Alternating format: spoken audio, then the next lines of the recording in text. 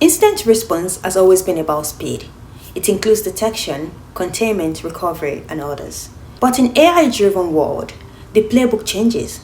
The threat targets your systems as well as your models, your data pipelines, and even the very logic that drives your business. In an AI-driven world, the question we're not asking enough of is, can we even trust the model that is making decisions right now? Let's dive in. Welcome back to the Virtual CISO, where we talk about what it really takes to secure innovation while building trust. Let's start by discussing why incident response looks different with AI. Traditional incident response assumes static systems, which we patch, we rebuild, and we restore. With AI, the attack surface is dynamic. Let's break it down. You have prompt injection. This is when adversaries trick your model into misbehaving, leaking data, or bypassing safeguards. Then you have data poisoning. If your training set is corrupted, the incident isn't a single breach. It is embedded into the DNA of your model. Then you have model drift. The incident may not be an attacker. It could be your model quietly degrading until customers lose trust. You also have shadow AI, which is teams running unsanctioned AI tools that can expose sensitive data without ever logging an incident. And there is third-party AI dependencies. If an external LLM provider suffers an outage or data leak, your customers will see it as you being responsible. The bottom line here is AI reshapes what an incident is. It's no longer just malware or phishing. It's the integrity of the logic running your business.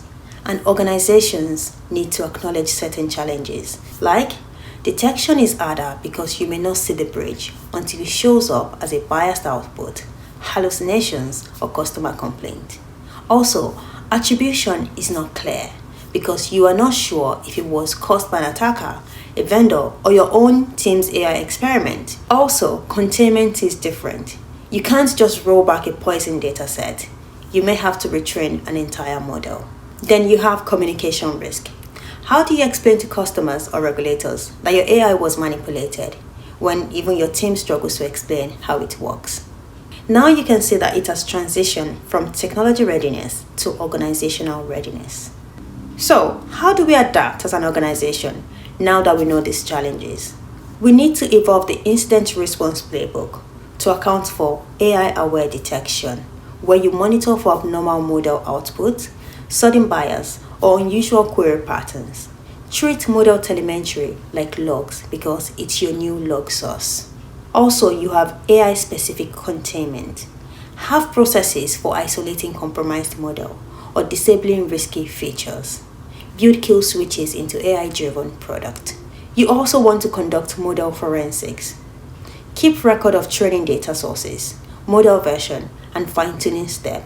Without lineage, you can't investigate. You also want to implement third-party vendor playbooks.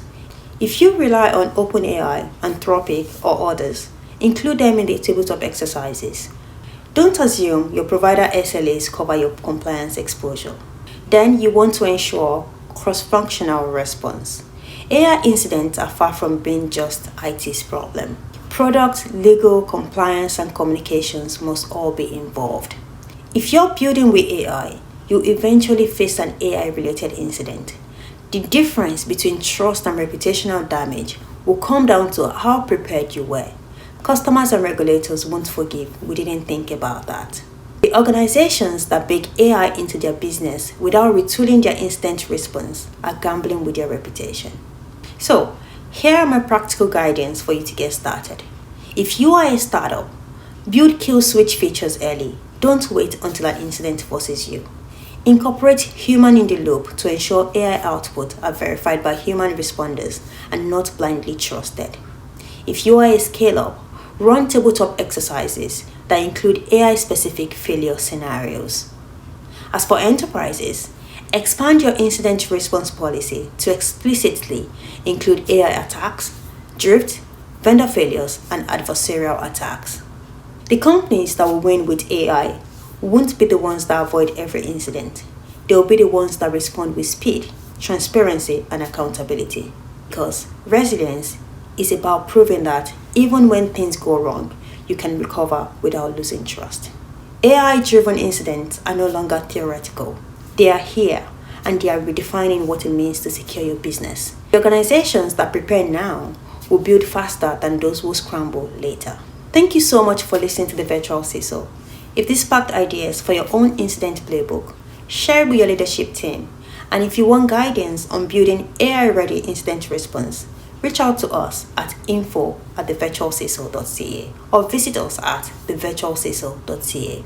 Because in the end, incident response is about recovery and preserving trust in a world that runs on AI. Until next time, I am your host, Olivia.